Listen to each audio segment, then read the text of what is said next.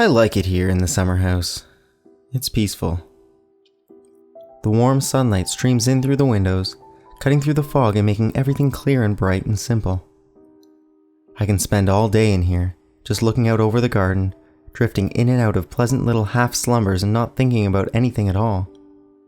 No fog, no bad dreams, just nothing. Nothing at all. The rest of the house is haunted, I'm sure of it. There's a whispering in the halls that gnaws at me when I'm alone, and even the smallest of shadows seems filled with unspeakable secrets. The wallpaper winks and rustles to itself when I look away, and I can feel a dark presence seeping up from the cracks in the floorboards whenever dusk begins to settle. The house is alive with spirits, and sometimes it's as if I can feel them oozing into my bones. It's worse at night. That's when the fog descends in earnest and the darkness unfolds out of all the little nooks and crannies like a gathering storm. I can't get the thoughts straight in my head. The murmurs mount and mingle until they drown me out entirely, and I'm all but washed away in a torrent of overlapping monologues that I can't quite understand. One thing always comes out clearly though: the hate. The hate and the rage speaks beyond the words and reaches into my very soul. I don't know if or when I fall asleep, but when I awaken, I'm always drenched in sweat and my every muscle aches. It doesn't help that I really don't get out.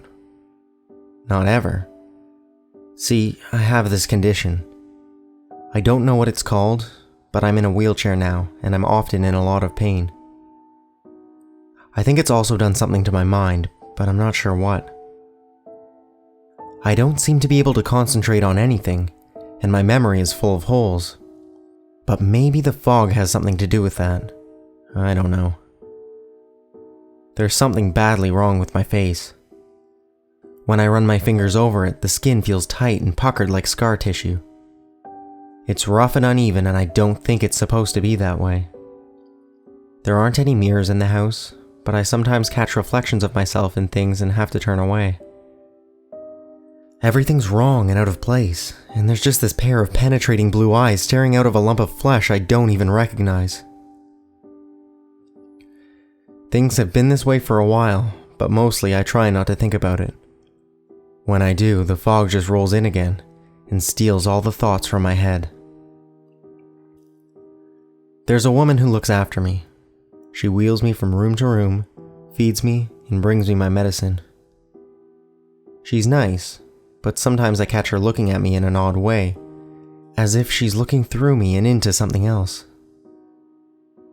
Maybe even something that scares her. She has sad eyes and a lonely smile, and 2 small round scars on her back. 1, 2, that I hardly ever see, but I still know are there.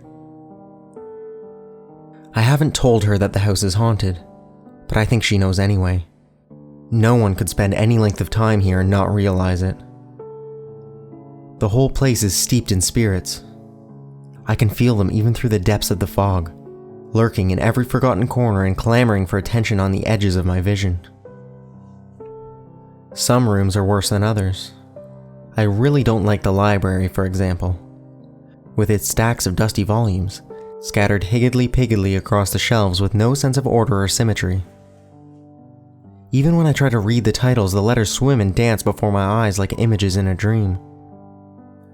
I've looked into 1 or 2 of the hundreds of moth-eaten books that stare down from the walls. They were filled with page after page of dense, handwritten text that I couldn't make heads nor tails of, and scattered with spidery diagrams that seemed drenched in arcane significance. There's a sense of eerie familiarity about everything in that room that sets my teeth on edge and gives me a dull, sick feeling in the pit of my stomach. But that's nothing compared to the studio. I haven't been in there for a long time. She knows that it upsets me. I really can't explain it. It smells of paint and white spirit, a harsh, chemical smell that catches the back of my throat and burns in my nostrils. The walls are glass, but it doesn't feel light and airy like it does here in the summer house. It's oppressive, smothering, like being a fly trapped in amber. There are canvases everywhere, stacked against the walls, strewn over the paint-splattered desk, lying haphazardly in piles on every available surface. And each one is like a fresh vision of hell. There are figures in the pictures. Faces some I think I half recognize, but they seem to loom in and out of the frames like strangers from a mist. The pictures are mad swirls of kaleidoscopic color, jumbles of frantic brushstrokes which conceal just as much as they reveal. The images are horrific, insane, but I can't really put my finger on why. Hate and fear billows out of them, and a bitter undercurrent of violence flows beneath them like an icy torrent. They speak to me, like the murmurs that seep out of the threadbare carpets, like the muffled intimations that shush themselves in the swaying drapes. Those mad riots of clashing colors tell a story, but it's as if it's in a language I don't understand, a language I forgot a long time ago. Two figures repeat and recur, caught in a wild dance of passion and desire that changes through the pictures from something pure and joyous to something dark, dangerous, and ultimately deadly. Obsession creeps through the canvases like a disease, slowly infecting each image until at last nothing remains but a nightmare of writhing hate and violence, punctuated by two piercing blue eyes with a look in them that chills me to my very core. There's a revolver hidden beneath the floorboards in my room.